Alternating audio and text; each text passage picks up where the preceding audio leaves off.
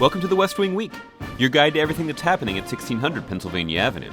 This week, the President signed the MAP 21 Act to extend funding for transportation and infrastructure projects and stop student loan interest rates from doubling. He also urged Congress to cut taxes for the middle class, while the White House announced the 2012 Save Award initiative and played host to a Google Plus Hangout. That's July 6th to July 12th, or let's agree to do what we agree on. What we agree on.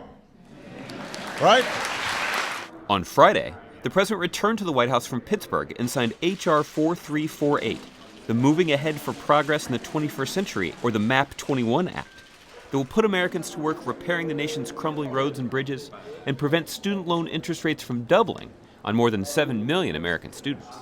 For months, I've been calling on Congress to pass several common sense ideas that will have an immediate impact on the economic security of American families. I'm pleased that they've acted. Let's keep moving forward. Let's keep finding ways to work together to grow the economy and to help put more folks back to work. On Monday, the president was joined in the East Room by middle-class families and workers who will benefit from the extension of the tax cuts that are set to expire at the end of the year.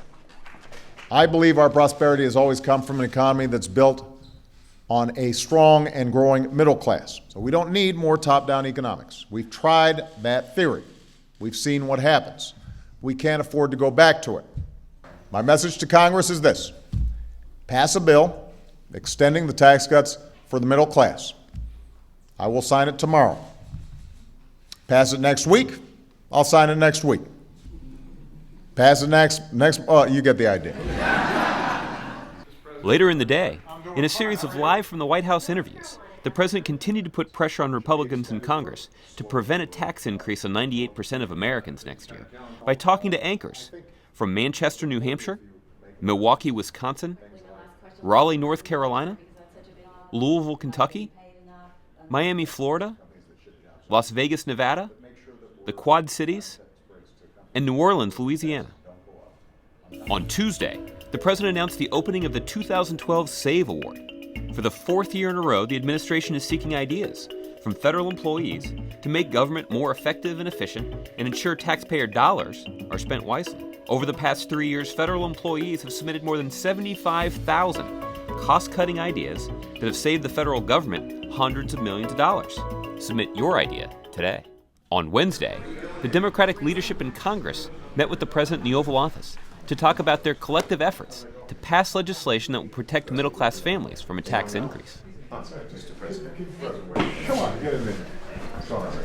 On Thursday, HUD Secretary Sean Donovan hosted a White House hangout on Google Plus to discuss the president's refinancing plan to help millions of responsible homeowners save hundreds of dollars each month by refinancing their mortgages during a time of historically low interest rates. To find out more information on any of these topics or to see complete videos of these events, go to whitehouse.gov. And thanks again for checking out your West Wing Week. Opposites 2000. In January of 2012, President Obama praised companies bringing jobs back to America, saying they were doing this. Lindsay. What is insourcing?